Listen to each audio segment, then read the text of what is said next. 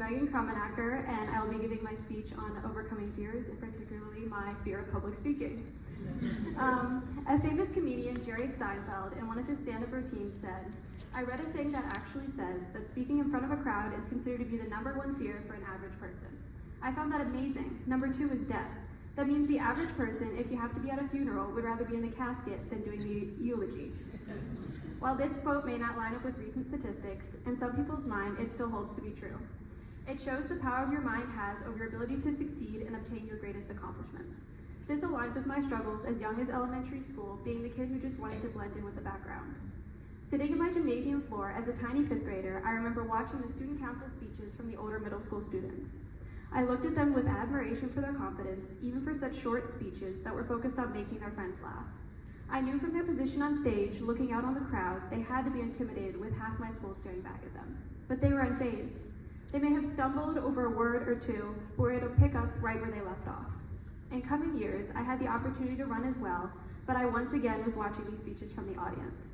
But now, with my friends, people in the same grade as me giving the speeches, yet it didn't become any less daunting. It wasn't the stage, I had performed on those before, but it wasn't the same. I could perform someone else's choreographed dance, which I had spent months perfecting, while being judged on my athletic ability with ease. I was able to hide under the makeup and costumes and other dancers, which made it much less daunting.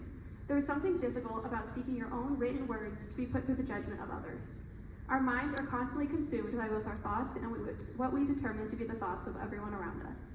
Fear can be a driving force in our decisions, and we constantly value the beliefs, ideals, and opinions of others over our own. We're constantly afraid of how they will appear from the outside perspective. An article from the University of the People discusses how to overcome these fears and how the people you surround yourself with can have a huge impact. They emphasize this saying, "In life, you always have both negative and positive people around you. Try to recognize critics and clinical people and quiet their impact on your mind. Instead, leverage the people in your life who offer support and help to guide you in the right direction." In preparing this speech, I spoke with those I knew wanted to see me thrive and achieve success. We stop ourselves from doing things based on input from closed-minded people. When it comes to the avoidance of failure, it may seem better to avoid the results entirely than risk everything not going according to plan. Sometimes the voice in the back of your head telling you can't, you can't, you can't, begins to morph with your voice until it's you saying, I can't, I can't, I can't. Saybrook University explores an article published in January 2004 issue of the Journal of Humanistic Psychology, which describes a profound desire to go back and change the past experiences in which one has failed to choose consciously or has made a choice that has not followed one's beliefs, values, or growth needs. These decisions may spark internal fear, which forces you to choose the safe option. The external pressures based on society, as later goes on to describe, that we are products of the world around us as well, inevitably living for others.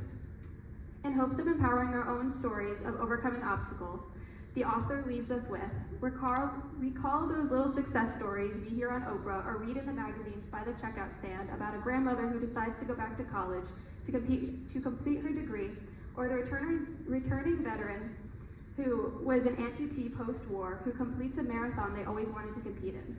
These people aren't completing great feats of bravery or changing the ways of the world, but simply achieving success that is meaningful to them.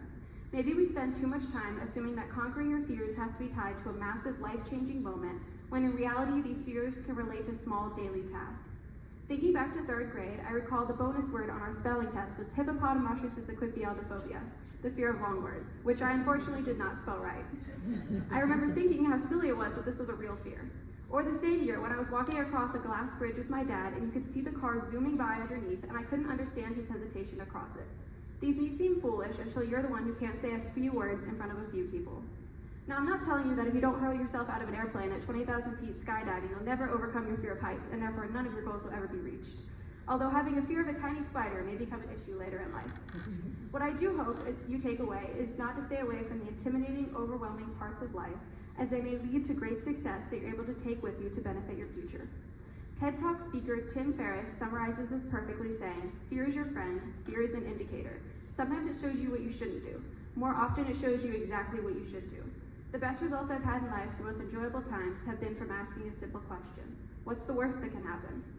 As I'm under the bright lights of the theater, looking out at the eyes of the crowd, I can still feel the fear I felt all those years ago.